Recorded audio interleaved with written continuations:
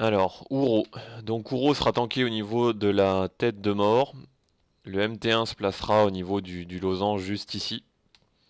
On aura un MT2 qui sera en attente, donc au-delà des 180 degrés. Donc vous imaginez, voilà, là en ligne droite on a 180 degrés. Le tank et en tout cas tous les autres DPS doivent être derrière les 180 degrés. Donc on aura un MT2 qui sera en attente ici, avec les CAC.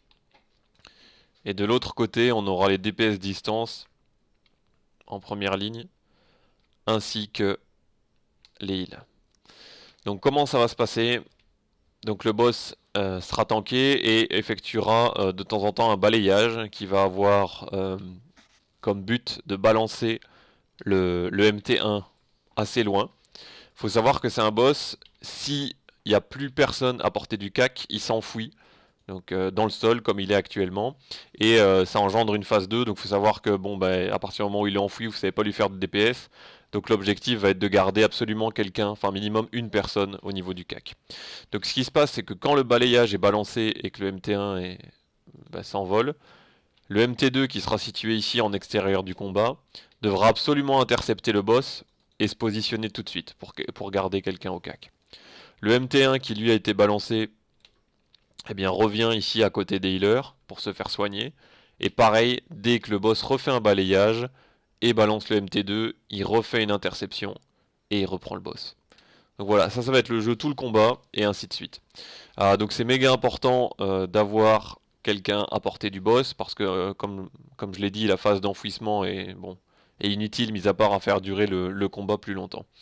Donc il va également envoyer un second sort.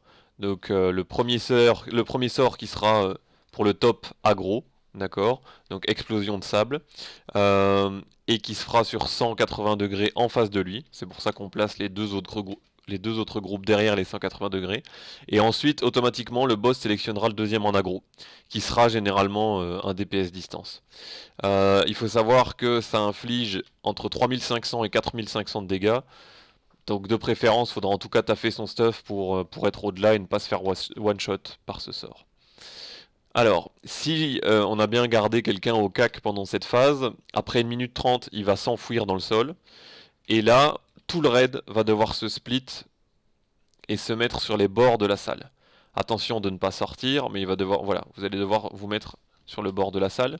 Donc il y aura un genre d'émote qui ressemblera à ce qui est là actuellement, où vous allez voir le boss se déplacer. Il faudrait absolument éviter de toucher ces petits morceaux de terre là, parce que ça va vous infliger des dégâts.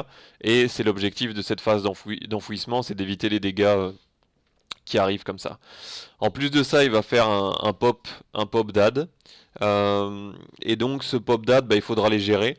Donc c'est-à-dire il faudra pouvoir les DPS ou en tout cas les contrôler un maximum. Donc ça c'est uniquement quand il est sous le sol.